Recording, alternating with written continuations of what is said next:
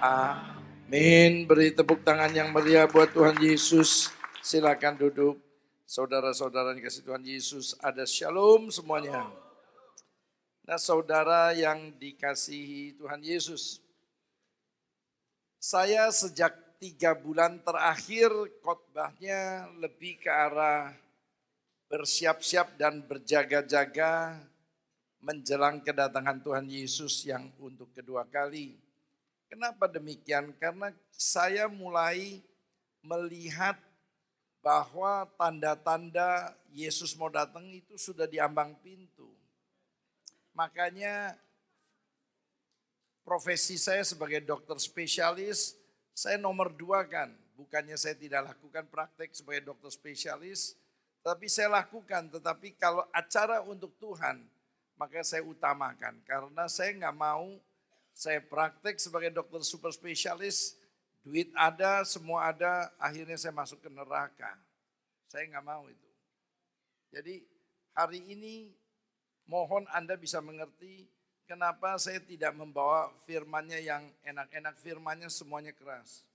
Nah nanti sore saya akan bawa firman-Nya yang lain.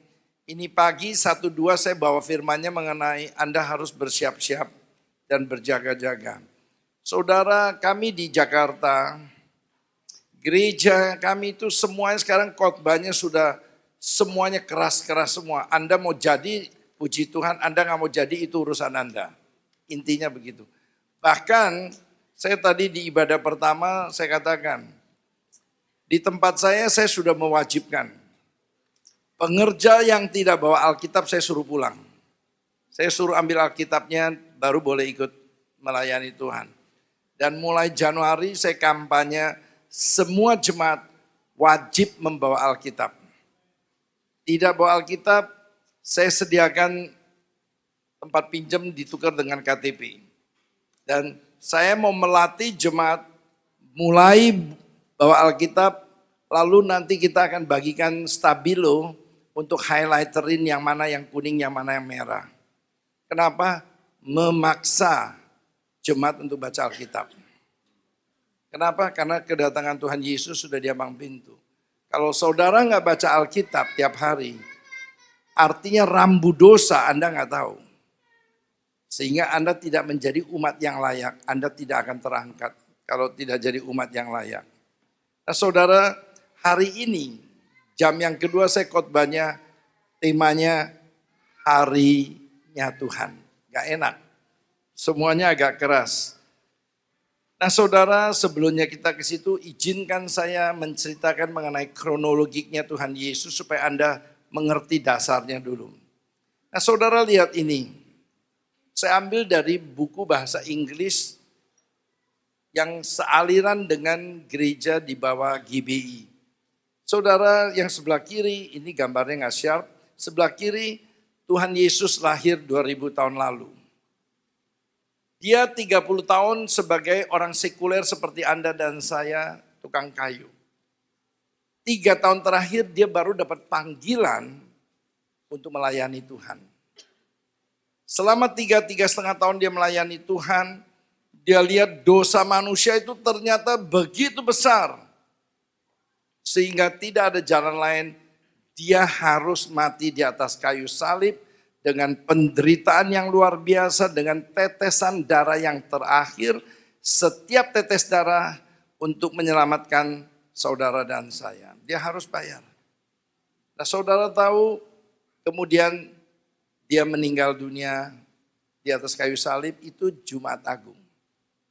3 hari kemudian itu hari Paskah, Anda tahu dia bangkit kembali. Kenapa 3 hari? Karena dia harus turun ke bumi yang terdalam. Semua tipu daya muslihat iblis dia kuasai, dia kerangkengin, dia kunci. Lalu kunci kerajaan maut di kitab Wahyu 1 katakan, dia pegang lalu dia terangkat sebagai pemenang. Setelah dia terangkat kembali, dia membutuhkan 40 hari untuk menampakkan diri kepada murid-muridnya. Selain memberitakan kerajaan Allah, dia mengconvince kepada muridnya bahwa saya adalah Tuhan yang udah mati hidup lagi. Amin. Untuk itu kita ada di sini nggak sia-sia. Bayangkan kalau Tuhan kita mati selamanya, ngapain kita di sini? Dia sendiri keok kok mati nggak bisa nolong. Gimana kita? Nah, kita ngucap syukur. Kita jadi orang Kristen, Tuhan kita mati hidup kembali. Dan kita percaya kita mati kemudian hidup kembali. Nah saudara, waktu Yesus menampakkan diri 40 hari, dia mengconvince 12 muridnya bahwa dia adalah Tuhan yang hidup. Kemudian 500 orang percaya, dia udah convince, maka dia terangkat ke surga. Lalu waktu dia mau terangkat ke surga, dia bilang sama murid-muridnya, kalian jangan pulang kampung dulu, kalian tetap di Yerusalem. 10 hari kemudian Yesus yaitu melakukan pencurahan Roh Kudus. Itu pencurahan Roh Kudus yang pertama, Pantekosta pertama, itu terjadi di Upper Room di Yerusalem. Apa dampaknya? Pencurahan Roh Kudus di Yerusalem, ternyata 70% penduduk dunia jadi Kristen. Luar biasa. 70% loh. Pencurahan Roh Kudusnya di Yerusalem, penduduk dunia jadi orang Kristen. Itu hebatnya Roh Kudus. Yang pencurahan Roh Kudus yang kedua terjadi tahun 1906 di Los Angeles, di sebuah jalanan yang penuh dugem, dunia gelap, yaitu di Azusa Street. Di Azusa Street, tempat mabuk-mabuk, tahu-tahu bertobat. Tempat berzina, berselingkuh, tahu-tahu berhenti selingkuhnya lalu cari Tuhan. Itu terjadi di Pantekosta kedua, yaitu tahun 1906. Dampaknya apa? 21% penduduk dunia menjadi Kristen. Bayangkan, 21%. Jadi yang pertama 70%, yang kedua 21%. Sekarang pencurahan Roh Kudus yang ketiga, sekarang sudah mulai terjadi di dalam gelombang kecil. Puncaknya Yesus datang untuk kedua kali. Dan diduga oleh hamba-hamba Tuhan akan ada 1 miliar penduduk dunia akan bertobat. Artinya keluarga besar Anda semuanya akan bertobat. Jadi gak heran kalau tempat ini sudah menyediakan tempat duduk yang kosong. Itu untuk keluarga besar Anda untuk diselamatkan. Amin. Nah saudara, ini puncaknya Yesus datang untuk kedua kali. Nah itu pencurahan Roh Kudus. Sekarang kembali ke gambaran yang tadi lagi, yang kronologi Tuhan Yesus. Nah saudara, sekarang kita ada di 3 orang yang kuning itu. Tahun 2014 di ujung tahun. Setiap saat Yesus akan muncul di awan-awan yang permai. Pada waktu itu terjadilah yang namanya rapture, pengangkatan. Saudara, pengangkatan ini ada 3 teori. Ada yang bilang pre-tribulation, ada yang mid-tribulation, artinya di 3,5 tahun, yang tengah. Ada yang bilangnya the end of tribulation, post-tribulation terangkat. Kita nggak usah perdebatkan. Saya rasa gereja kita di sini termasuk yang di pre-tribulation. Gereja Bethel Indonesia, mereka percayanya pre-tribulation. Artinya Yesus yang muncul di awan, Anda keluar, atau Yesus yang muncul, maka di sini akan terjadi rapture. Siapa yang tidak terangkat, artinya tertinggal. Nah, mereka yang tertinggal, mereka akan mengalami masa penganiayaan antikris. 3,5 tahun masih ada gereja, 3,5 tahun ada gereja. Selama di masa antikris ini akan terjadi hukuman 7 materai, 7 sangkakala, 7 cawan murka. Nah saudara, di ujung sini, orang Israel yang masih hidup, mereka betul-betul kejepit, lalu mereka memanggil Yesus, Yesus. Mereka mulai pertama kali mengaccept Yesus sebagai juru selamatnya. Dan Yesus dengan kita yang sudah terangkat akan menginjak kaki kita di Bukit Zaitun, timur dari Yerusalem, dan terjadilah perang Harmagedon. Ini semuanya dibantai sama Yesus dan kita yang terangkat. Dan Alkitab mengatakan yang mati di sini darahnya seperti Jakarta ke Cirebon 3 meter lautan darah. Setelah itu terjadilah 1000 tahun masa damai memerintah bersama Yesus. Dan kemudian Tuhan kasih kita bola dunia yang baru, Yerusalem yang baru. Nah ini storynya. Nah, saudara yang tidak terangkat, arti saudara tertinggal, saudara akan mengalami masa-masa ini. Masa-masa ini, actually Tuhan sudah tunjukkan kita sekarang di dalam skala kecil. Di sini akan dibilang akan terjadi bushfire, hutan terbakar, sepertiga dari dunia terbakar. Sekarang Tuhan tunjukkan di Melbourne, Adelaide, Sao Paulo, hutan terbakar maupun di California, terbakar cuma satu region aja. Nanti di sini adalah sepertiga the whole world akan terbakar. Nah, Tuhan izinkan 2,5 tahun lalu di Sydney dekat Bondi Beach sama sebelahnya Clove Beach, lautnya ada darah. Tuhan izinkan, nanti Anda bisa lihat lautnya ada darah. Nah, nanti di sini lautnya sepertiga laut dunia awalnya. Semuanya ada darah. Jadi actually Tuhan udah tunjukkan kalau kita nonton film itu ekstra film dia udah kasih. Di sini akan terjadi hujan es batu segede 100 pound.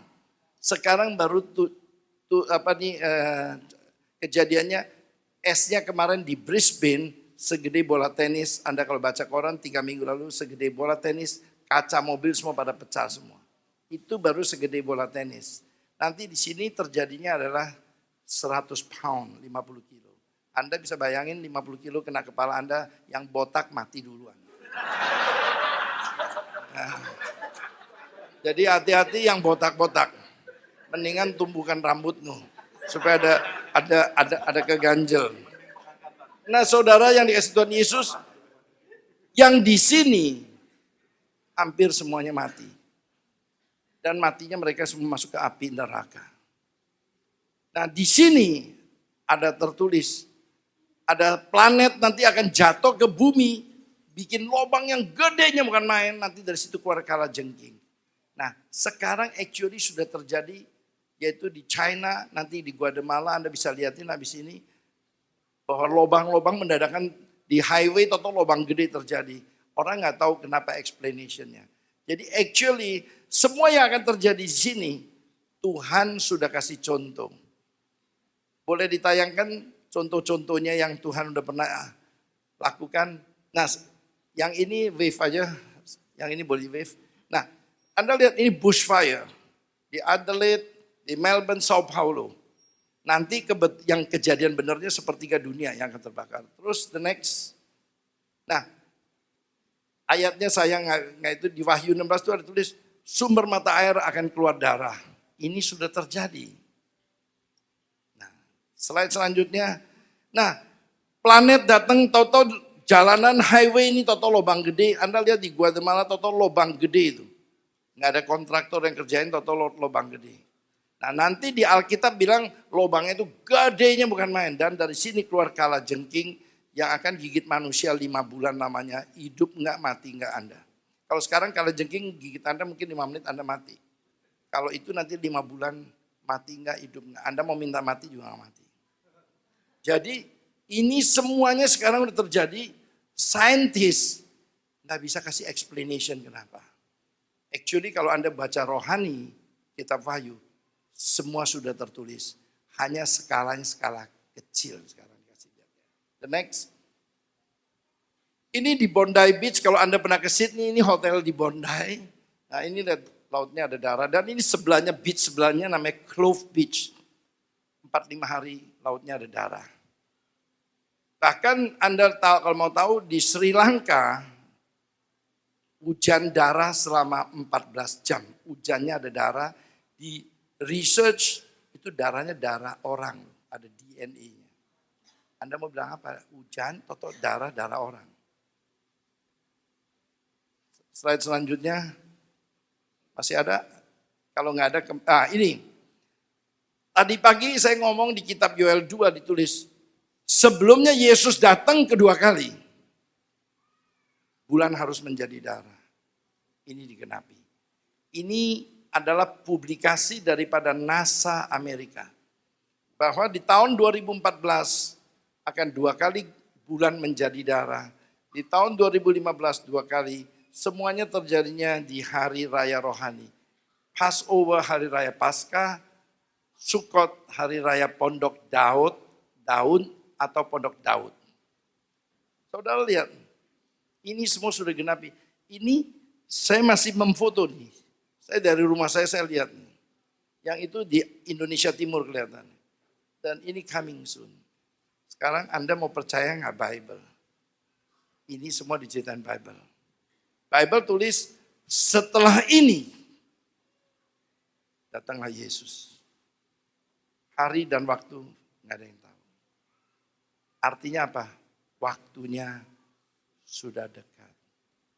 Whether you believe or not is your business. Kita sebagai orang Kristen, kita mesti percaya bahwa Bible itu is telling you the truth story. Nah, saudara, hari ini jadi saya bikin Anda sedikit awaken. Ini loh, jangan main-main lagi loh. Slide selanjutnya, kalau sudah Anda balik lagi yang kronologi Tuhan Yesus. Nah, saudara, artinya saudara sebagai orang Kristen Anda mesti terangkat. Nggak ada choice lain. Kalau Anda tidak terangkat, Anda akan mengalami masa-masa mengerikan dan ujungnya Anda masuk ke neraka. Artinya kita orang Kristen, we don't have any other choice but rapture only. Sekarang tolong digelapkan, saudara nonton sebuah film 7 menit. Anda akan melihat rapture yang terjadi. Tolong digelapkan dulu. Semuanya digelapkan kalau boleh, ini juga digelapkan. Jesus Christ is coming back for his church. The Bible says in Matthew chapter 24 verse 42, watch therefore, for you do not know the hour your Lord is coming. I want you to know, church, that Jesus Christ could come this month. Or he might come next week. Or he could even come...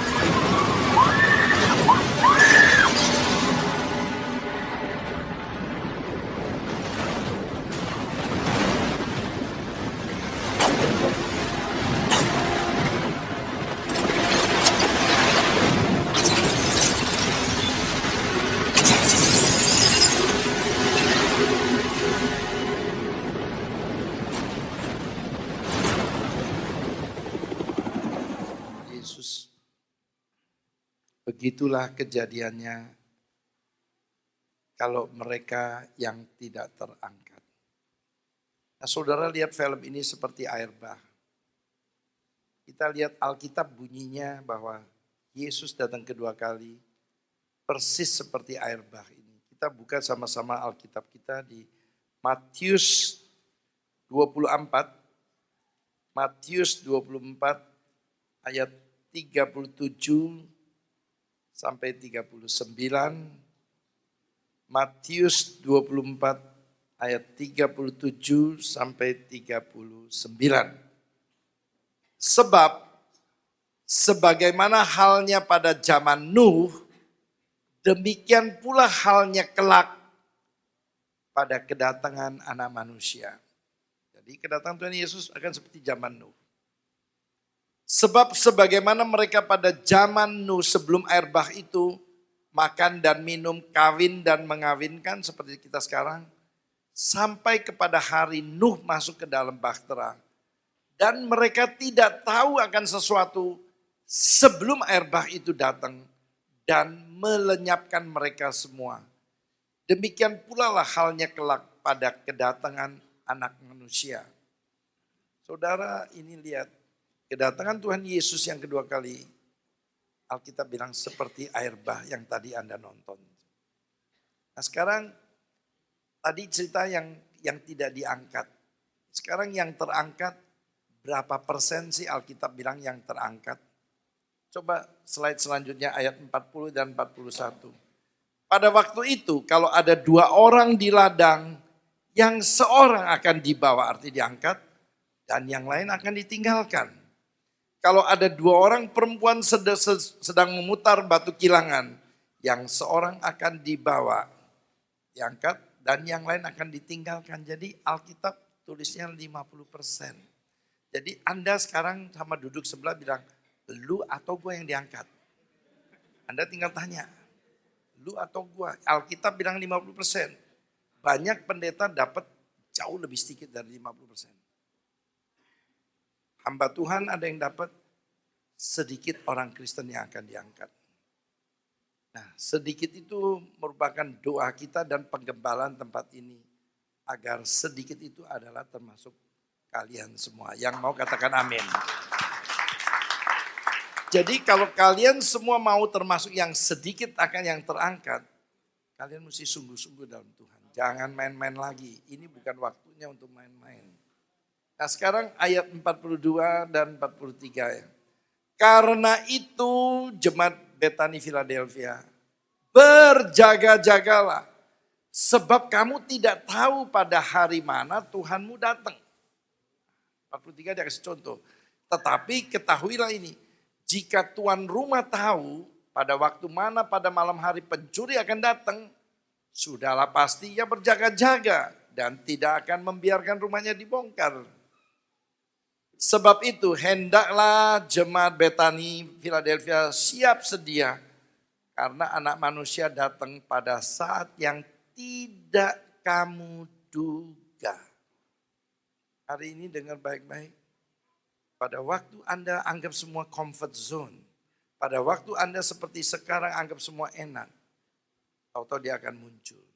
Dan kedatangannya seperti yaitu nanti akan ngalamin seperti tadi yang film kita lihat. Nah saudara yang dikasih Tuhan Yesus. Pertanyaannya sekarang. Yesus akan muncul segera. Yang terangkat. Yang tidak terangkat akan mengalami film itu. Tadi Anda lihat pendeta lagi khotbah di gereja. Seperti sekarang nih, tahu-tahu rapture terjadi. Sebagian terangkat, sebagian tidak. Dan yang tidak terangkat Anda akan lihat semacam air bah. Akan menyapu seluruhnya. Sekarang pertanyaannya, kenapa Tuhan lakukan itu? Kita lihat skenario-nya Tuhan ciptakan manusia itu buat apa sih? Kita sekarang buka Kejadian 1 ayat 26 sampai 27. Waktu Tuhan ciptakan manusia, God's plan-nya, rencana Tuhan itu apa? Berfirmanlah Allah, baiklah kita menjadikan manusia menurut gambar dan rupa kita. supaya mereka berkuasa atas ikan-ikan di laut dan burung-burung di udara dan atas ternak dan atas seluruh bumi dan atas segala binatang melata yang merayap di bumi. Maka Allah menciptakan manusia itu menurut gambar Allah. Menurut gambar Allah diciptakannya dia laki-laki perempuan, diciptakannya mereka. Dengar baik-baik, God's plan. Rencana Tuhan adalah menciptakan saudara semua serupa dengan gambaran Tuhan. Artinya saudara orang baik. Amin. Rencana Tuhan gini, ada nggak Tuhan pernah cheating Anda? Ada nggak Tuhan pernah kasih cek kosong sama Anda? Nggak ada. Anda pernah lihat Tuhan masuk ke nightclub?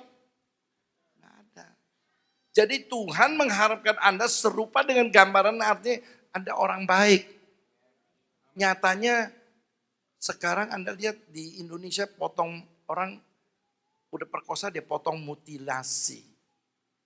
Ya. Sekarang Anda lihat dunia udah itu. Sekarang nyatanya kemarin 2 bulan lalu di CNN ditulis tuh. Ada orang laki di Amerika nih. Orang laki kawin sama anjing. Diberkati sama si pendeta. Can you imagine? Anjing aja gak kawin sama anjing laki. Anjing laki kawin sama anjing perempuan. Ini manusia kawin sama anjing. Nah, dan Anda tahu, laki kawin sama laki, perempuan sama kawin perempuan sekarang sudah terjadi. Gimana Tuhan gak marah? Tuhan maunya serupa dengan gambarannya. Kalau Anda serupa dengan gambarannya, Anda akan berkuasa atas binatang. Penyakit binatang gak mungkin tertular kepada manusia. 30-40 tahun lalu waktu saya baru mulai jadi dokter, nggak ada tuh penyakit binatang ke manusia. Sekarang ada penyakit SARS dari babi, virusnya ke manusia. Ada penyakit MERS dari onta ke manusia. Dan sekarang yang paling takutkan Ebola dari kelelawar monyet lari ke orang dan mematikan. Can you imagine? Sudah tidak ada kuasa manusia atas binatang. Kenapa? Karena manusia keluar dari ciptaannya. Tuhan menciptakan kita serupa dengan gambarannya supaya kita berkuasa atas binatang. Tapi sekarang kita tidak berkuasa, binatang berkuasa kepada kita. Kenapa? Karena kita sudah berbuat jahat. Kita lihat slide selanjutnya. Tayangkan slide selanjutnya, Kejadian 6 ayat 5 sampai 6. Ketika dilihat Tuhan bahwa kejahatan manusia di bumi dan bahwa segala kecenderungan hatinya selalu membuahkan kejahatan semata-mata. Ini manusia sekarang. Maka menyesallah Tuhan bahwa ia telah menjadikan kita ini di bumi dan hal itu memilukan hatinya Tuhan. Can you imagine Tuhan bilang apa? I regret my friend to appoint you as CEO. Saya menyesal jadikan Anda CEO. Saya menyesal jadikan Anda manajer. Setelah itu Anda gak punya waktu buat Tuhan. Hari ini dengar baik-baik. Kalau Anda sudah diberkati Tuhan, jangan lupa Sang Pemberi berkat. Berapa banyak kita karena diberkati Tuhan, akhirnya kita gak ada waktu buat Tuhan. Tuhan menyesal gak? I regret. Saudara, kalau Tuhan sudah regret, dia pasti datangkan hukuman. Kita lihat slide selanjutnya, Kejadian 6 ayat 7. Berfirmanlah Tuhan, aku akan menghapuskan manusia yang telah kuciptakan itu dari muka bumi. Oh, baik manusia maupun hewan dan binatang-binatang melata dan burung-burung di udara. Sebab aku menyesal bahwa aku telah menjadikan mereka. Saudara dengar baik-baik. Tuhan menciptakan kita untuk serupa dengan gambarannya to be a good man. Tapi kita nyatanya apa? Jahat. Lalu Tuhan bilang apa? Aku menyesal. Lalu apa? Aku akan menghapuskan manusia di bumi. Ini kurang lebih sekarang seperti ini. Bayangkan saudara, maaf. Homo, lesbian kalau sudah eksis, Bible selalu bilang, aku harus bantai. Seperti Sodom dan Gomora. Dan sekarang apa bedanya? Sekarang semua sudah terjadi, Tuhan bilang apa? Aku menyesal. Makanya apa? Aku harus bantai manusia ini. Cara bantainya itu melalui prosedur rapture. Karena Tuhan tahu masih ada orang yang baik. Orang baik itu dia mau selamatkan, tapi yang jahat dia akan bantai. Gimana caranya? Sekarang kita lihat dulu, kita lengkapi slide selanjutnya. Amos 3 ayat 7 tulis gini. Sungguh Tuhan Allah tidak berbuat sesuatu tanpa menyatakan keputusannya kepada hamba-hambanya para nabi. Dengar baik-baik. Alkitab ini mengatakan Tuhan kalau mau punish seseorang, dia pasti ngomong sama orang. Sekarang kita tinggal cari siapa hambanya yang dia ngomong. Hamba yang peka mendengar suaranya. Tuhan gak pernah melakukan sesuatu tanpa ngomong sama hamba-hambanya.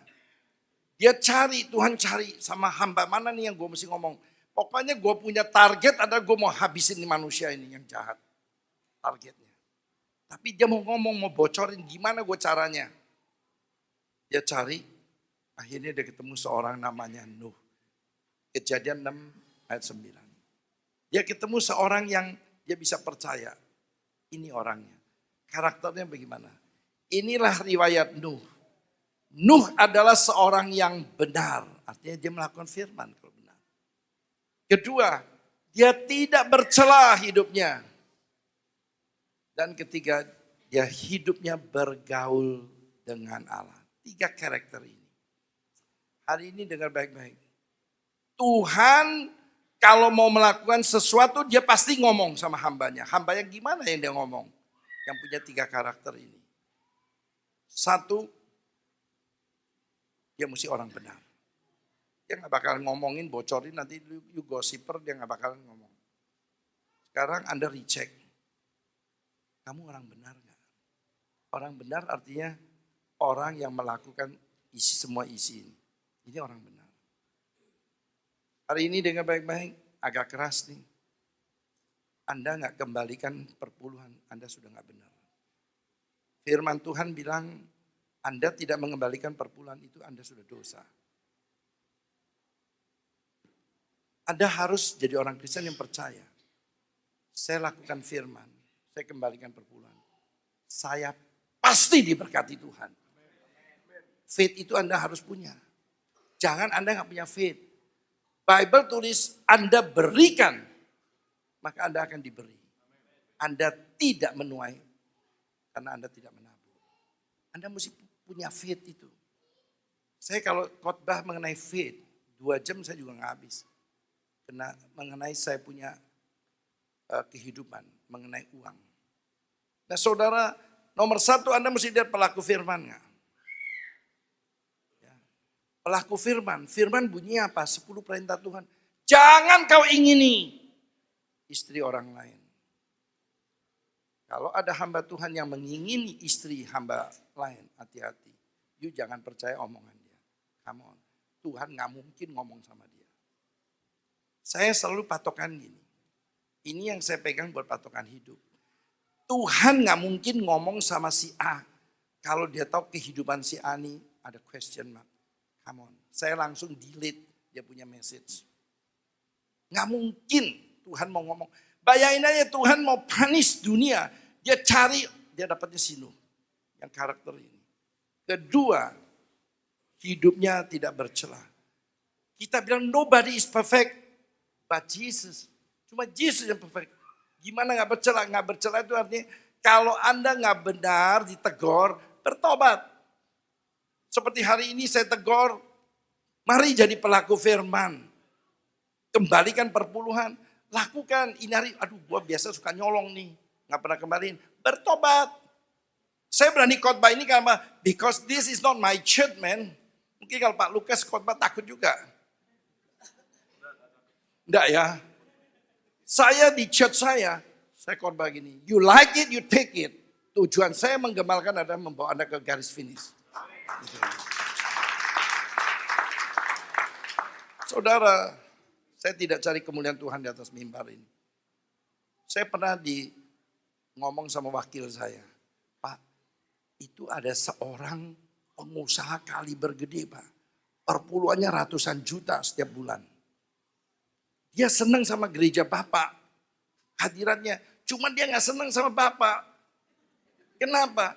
Dia maunya kalau dia datang disediain tempat parkir di depan gereja. Lalu dijemput, masuk kasih duduk tempat depan. Saya bilang, I don't care. Buat saya kaya miskin sama di depan Tuhan. Jadi jemaat ini akhirnya pindah ke gereja lain. Karena di gereja lain dia di-treat sebagai raja. Buat kita no. Semua orang sama, pelaku firman. Itu yang Tuhan cari, bukannya kaya miskin. Kaya miskin Tuhan robanya gampang. Nah saudara, yang ketiga, intim dengan Tuhan. Saudara, saya ngucap syukur 11 tahun lalu saya lagi doa, saya dapat kamu harus buka doa fajar. Doa fajar gampang gak? Susah men. Jam 4.45 pagi-pagi bangun sudah ngumpul worship, lalu baca Alkitab sharing. Susah. Tapi itu yang saya dapat. Dan saya cuma apa? Taat bodoh aja. Dan lakukan. Nah sekarang kita bikin menara doa 24 jam. 24 hours kita berdoa supaya Indonesia bisa diubah Tuhan. Kelihatannya mulai terjawab. Indonesia dengan kabinet yang kelihatan fighting buat against corruption. Fighting, Anda kaget sekarang. Menterinya ada 2, ya yang Chinese. Gubernurnya Anda tahu Chinese. Orang Kristen yang nekat lagi. Ini apa? Enggak kebetulan. Tuhan lagi pakai orang Kristen to be the leader of the government. Itu 10 tahun lalu udah hamba-hamba Tuhan pada dapat. 7 pilar akan dikuasai oleh orang-orang Kristen. Orang Kristen yang akan mentransform Indonesia. Dan itu mulai terjadi. Jadi sekali lagi, Tuhan cari siapa nih yang gue bisa bisikin nih. Nah dia ketemu Sino. Anda belajar 3 karakter ini.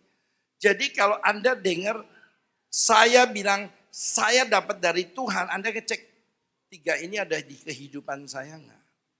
Jadi ingat, nggak ada yang perfect. Yang penting Anda ditegur, Anda mau berubah. Itu yang paling penting. Dan intim sama Tuhan. Setelah Tuhan ketemuin Sinu, Tuhan ngomong sama Sinu, gimana gue punish manusia-manusia yang udah dosa ini. Kan dia planningnya ciptakan manusia, create the human being to be like him, orang baik. Tapi nyatanya apa? Orang itu jahat semua. Akhirnya Tuhan, kenapa aku menyesal, aku akan habisin. Gimana cara habisin? Gua cari dulu orang. Oh ketemu Sinu, dia ngomong Sinu. Nuh, kita lihat dia ngomong sama Sinunya apa. Slide selanjutnya, kejadian 7 kalau salah ya. Kejadian, tunggu sebentar. Kejadian 6 ayat 14a. Nah, lalu dia ngomong ke Sinu gini, Nuh, buatlah sebuah bahtera dari kayu gofir. Stop di sini dulu. Jadi Sinu disuruh bikin kapal bahtera. Sinu tanya Tuhan bikinnya di mana? Di mana di Philadelphia ada laut nggak Pak? Nggak ada ya? Sungai. Ya di Philadelphia sungainya. Bikin kapal. Tuhan bilang no. Bikin di mana? Di Colorado, di Aspen. Hah? Tinggi banget. Nggak masuk akal Tuhan. Mesti bikinnya di sungai atau di laut dong. Enggak loh. Sinu nggak argumentasi. Tuhan bikin kapalnya gimana? Ini ukurannya. Ini lama dong Tuhan. Iya. 120 tahun lu bikin itu kapal. Hah? Mana untung saya investasi 120 tahun. Saya investasi paling banyak 8 tahun. Baru pulang modal baru mau. Lebih dari 10 tahun mana mau. Sinu gak bilang gitu. Sinu bilang gak cuma tanya, Tuhan bikin mana kapal di puncak di Aspen, Colorado. Yes, I do it, Lord. Berapa lama? 120 years. Yes, I do it, Lord. Dia cuma apa? Taat bodoh. Anda lihat di Kejadian 6 ayat 22. Lalu Nuh melakukan semuanya itu tepat seperti yang diperintahkan Allah kepadanya. Demikianlah ia lakukan. Hari ini Anda sebagai jemaat, di gereja ini. Kalau pemimpinmu bilang, ayo puasa, udah jangan pakai cincong-cincong, gue sakit malah, sakit bebek lah. Udah ikutin puasa. Kalau Anda disuruh, ayo sekarang datang doa malam, udah datang, jangan hujan es men. Masa gue datang licin, nanti gue jatuh kepleset. Udah taat bodoh. Sinu apa? Dia taat bodoh. Lalu dia mulai apa? Di sini tulis apa? Dia bikin bakteranya di puncak. Orang ketawain mungkin, lu gila lu bikin kapal di Colorado Aspen. Lu mau bikin juga bikinnya di New York, di pelabuhan. Lalu Sinu bilang, ini kapal Tuhan yang bikin. Ayo jemaat Philadelphia, ayo masuk ke kapal, masuk ke kapal. Ah, semua jemaat Philadelphia masuk nih. Di bahtera ini, udah masuk nih. Setelah 10 tahun, mana Yesusnya kok gak datang? Kok gak datang? Nah, sebagian jemaat Philadelphia keluar. Keluar kemana? Ah, tinggal di Philadelphia. Nah, ini imannya yang mula-mula keluar. Setelah 10 tahun lagi, mana nih Yesusnya kok belum datang-datang? Ah, dia pindah.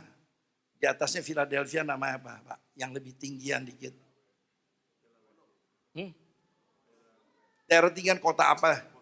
Boston tinggian. Jadi lebih nggak dekat laut ya Boston. 10 tahun lagi, mana Jesusnya is not coming? Katanya datang kok nggak datang? Ah, dia pergi ke Denver. Lebih tinggi lagi kan Denver. Tinggal terakhir. Lalu Tuhan ngomong sama Nuh, 7 hari lagi. 7 hari lagi aku akan akan bantai manusia. Sinunya waktu ngomong, ayo cari Tuhan, ayo masuk. Alah, come on lah, lu nakut-nakutin aja lu. Bukankah seperti sekarang? Mungkin kalau Pak Pendeta Lukas bilang, ayo serius cari Tuhan. Ah, lu nakut-nakutin, zaman engkong gua juga Yesus mau datang. Nggak datang-datang. Bedanya zaman engkong lu bulannya belum ada menstruasi, jadi darah men. Itu bedanya. Sekarang ini bulan udah jadi darah. Jadi jangan lu gak percaya lagi. Nah saudara yang dikasih Tuhan Yesus, akhirnya apa? Slide selanjutnya, tolong ditayangkan Kejadian. Nah ini bahteranya gitu gede. Selanjutnya, ya terus ayatnya. Kejadian 6 ayat 17. Sebab sesungguhnya aku akan mendatangkan air bah, meliputi bumi, memusnahkan segala yang hidup dan bernyawa di kolong langit. Segala yang ada di bumi akan binasa. Sebab 7 hari lagi aku akan menurunkan hujan ke atas bumi 40 hari 40 malam lamanya. Dan aku akan menghapuskan dari muka bumi segala yang ada yang kujadikan itu. Setelah 7 hari datanglah air bah meliputi bumi. Saudara, hujan 40 hari. Waktu hujan 3 hari, Philadelphia tenggelam, rasain lu yang keluar duluan. Jadi yang kabur dari bahtera, yang tinggal di Philadelphia Anda tenggelam duluan. Karena iman Anda cuma iman 10 tahun. Hujan terus. Sekarang yang Boston tenggelam lu Boston. Ini iman yang lapisan kedua. Hujan terus. Yang di Denver tenggelam. Hujan terus. Akhirnya bahtera kapal itu masuk berlayar. Dan disitulah yang hidup. Keluarga 8 orang yang hidup. Pagi hari ini. How far is your faith? Faith kamu termasuk yang di Philadelphia. Yang baru 10 tahun masuk ke bahtera habis itu keluar. Atau iman kamu yang 20 tahun. Yang keluar dari bahtera lalu tinggal di tempat yang lebih tinggi di Boston. Atau faith kamu yang 30 tahun. Yang tinggal di Denver. Atau faith kamu yang faith sampai destininya Tuhan. seperti Nuh. Siang hari ini Anda introspeksi. Kedatangan Tuhan Yesus akan seperti zaman Nuh air bah. Di atas mimbar, pendeta preaching, kasih tahu, berjaga-jaga. Anda yang menangkap sebagian, nakut-nakutin, gue tetap tiong-tiong. Minggu ada waktu gue cari Tuhan. Dan lain-lain. Anda akan tenggelam duluan. Ada yang masih rajin. Di promotion jabatannya di manajer. Nggak ada waktu lagi buat Tuhan. Anda yang ditenggelamkannya nanti yang kedua. Atau Anda yang masih tetap ada di sini. Anda akan sampai garis finish. Anda akan survive. Beri tepuk tangan. Nah saudara yang dikasih Tuhan Yesus. Hari ini message saya cuma sampai di sini. Kedatangannya sudah di ambang pintu. Gereja kami sudah mulai menyiapkan. Mari prioritaskan hidupmu nomor 1 untuk Tuhan. Bukannya gak bekerja, no. Matius 24:36 bilang, Tuhan mau kedapatan kamu sedang bekerja waktu dia datang. Pelayanan masih. Ya. Jadi hari ini biarlah message Tuhan ini menjadikan prioritas hidupmu. Apalagi kalau Anda kedudukannya manajer. Anda bisa ngatur waktu. On Sunday, saya mesti cari Tuhan. Every day, saya akan baca Alkitab supaya saya intim. Anda, saya kasih tahu. Setiap pagi Anda bangun, Anda pasang radio. Pembunuhan, anak ditembak, anak bawa senjata tembak sekolahan. Pokoknya dari Anda bangun, Anda pasang, Anda keluar jalan, semuanya bikin faith Anda turun. Bikin Anda bingung hidup ini gini. Makanya setiap pagi, sebelum Anda bekerja, Anda buka Bible. Anda baca sama Sang Pencipta, supaya faith-mu naik. Waktu Anda dengar di luar, Anda gak terpengaruh. Kalau gak hidup kita tiap hari terima beritanya semuanya apa? Yang bikin kita lemah di dalam Tuhan. Padahal Tuhan yang berkuasa atas hidup kita. Tapi diakali sama kejadian di dunia sehingga faith kita hilang. Nah pagi hari ini, biarlah kedatangan saya tempat ini bisa sedikit menguatkan iman Anda semua yang di Philadelphia. Saya tahu exactly bahwa life-nya kalian is very tough. Saya accept it. Life di Philadelphia is very, very tough. Tapi bukan berarti kita keluar dari bahteranya Nuh. Kita tetap ada di bahteranya Nuh. Karena pasti Tuhan akan tuntun kita keluar sebagai pemenang. Kalau kita tetap di bahteranya. Nah, musik, film tolong ditayangkan. Masih ada film sedikit cuma 1,5 menit. Sebelumnya saya tutup dengan 1 ayat. Para pemusik singer bisa maju ke depan.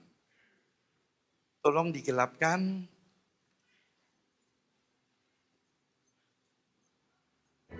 That's on your life. A great flood is coming. We build a vessel to survive the storm. We build an ark.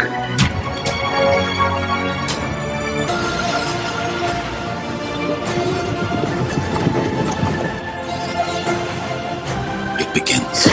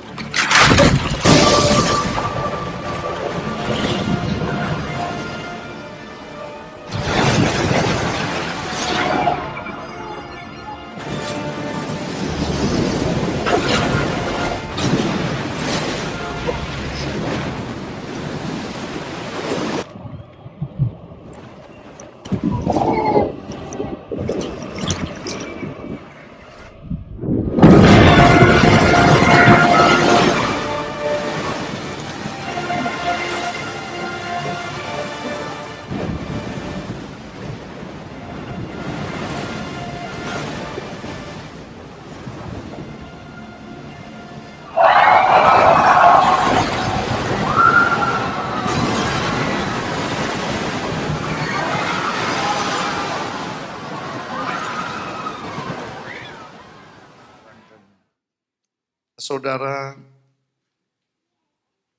saya akan tutup dengan satu ayat lagi. Nggak usah ditayangkan dulu ayatnya. Hari ini kedatangan Tuhan Yesus akan seperti zaman Nuh. Air bah, boleh diterangkan Pak? Seperti air bah. Hari ini Anda introspeksi. Faith kalian tuh sampai di mana? Apakah kalian termasuk orang yang pertama jadi orang Christian? Tapi menjadi nggak percaya Jesus is coming. Anda sudah meninggalkan. Itu lapisan pertama. Atau Anda tunggu-tunggu mana Yesusnya? Itu faith yang lapisan kedua. Atau Anda sudah dalam Christian luar biasa selama ini melayani. Lalu Anda tinggalkan pelayanan. Itu faith ketiga. Dan faith yang keempat. Sekali Jesus. Tetap Jesus. Sekali saya di gereja Bethany Philadelphia. Saya tetap di gereja Bethany Philadelphia. Untuk digembalakan sampai garis finish. Beri tepuk tangan. Karena ini yang akan survive. Jangan terima message ini hanya biasa. Tapi terimalah message ini sebagai warning sign in your life. Before everything is too late. Ya. Nah saudara-saudara yang dikasih Tuhan Yesus. Saya berdoa kehadiran saya di tempat ini dengan message ini. Bisa merubah Anda yang selama ini main-main. Selama ini memprioritaskan hidupnya untuk kerja. Uang. Uang itu penting. Tetapi lebih penting lagi, jaminan kita masuk ke surga. Itu lebih penting daripada semuanya. Saya mengerti life-nya kalian very tough. Tapi mari usahakan rohani kita tetap ada. Nah, saudara di Amerika mungkin tahu seorang pendeta namanya, kalau ada ditayangkan yang orang hitam itu, Pastor Miles Monroe. Saya mungkin salah pronunciation-nya. Pastor Miles Monroe, dia di Jerusalem kalau bikin seminar, selalu di depannya gembala sidang saya Pak Niko. Sehingga mereka becoming a real friend. Karena selama 3 tahun, kalau seminar di Jerusalem dia dulu khotbah baru Pak Niko. Saudara, baru-baru ini bulan November, dapat berita dia meninggal dunia karena crash pesawat private jetnya diduduki oleh suami istri dan 2 youth pastornya. Empatnya waktu mau mendarat di dalam pelayanannya Bahama Ministry, dia nubruk crane buat pembangunan itu besinya, dia tubruk dan mati. Pada waktu itu pendeta ini baru saja 2 bulan lalu khotbah di Bali sama pendeta Timotius Arifin. Makanya Pak Niko telepon Pak Arifin. Pak Arifin, you denger gak kalau Pastor Miles Monroe ini kena crash pesawat? Lalu bisa kebetulan 2 pendeta itu dapat ayat yang sama. Ayatnya di Lukas yang kita mau baca. Saudara, ayat ini bunyinya begini. Pada waktu itu ada 18 hamba Tuhan. 18 hamba Tuhan mati tertiban menara di Siloam. Lalu murid-muridnya tanya, Yesus, emangnya dosa di orang begitu hebat sampai mati? Lalu Yesus jawab, tidak. Kalau kamu hari ini tidak bertobat, kamu akan mati seperti mereka. Saya bacakan Lukas 13 ayat 4-5. Atau sangkamu ke-18 orang yang mati ditimpa menara dekat Siloam lebih besar kesalahannya daripada kesalahan semua orang lain yang diam di Yerusalem? Yesus bilang gini, tidak, kataku kepadamu. Tetapi jikalau kamu tidak bertobat, kamu semua akan binasa seperti demikian. Siang hari ini, saudara introspeksi. Kita di ujung tahun, kita di Desember. Kita lihat hidup kita itu benar nggak? Kita udah jadi pelaku firman belum? Udah gitu hidup kita ini bercelana. Kalau ditegor, kitanya berubah, bertobat nggak, berubah nggak? Atau kalau ditegor, emangnya cuma ada gereja ini aja? Gue bisa ke gereja lain. Anda nggak bertumbuh, men. Tuhan menentukan Anda di gereja ini. Karena Tuhan tahu Anda paling cocok digembalakan di tempat ini. Supaya Anda menjadi umat yang layak. Umat yang ketemu Tuhan. Umat yang rapture. Ketiga, apakah kamu intim gak sama dia? Apakah kamu baca Alkitab tiap pagi? Apakah kamu suka berdoa sama dia? Tiga hal ini Tuhan titipkan kepada saya. Untuk kita semua termasuk saya. Introspeksi. Karena Tuhan akan bilang, kalau kamu tidak bertobat pagi hari ini, kamu akan mati. Seperti cara demikian. Saudara, kita tundukkan kepala kita semuanya.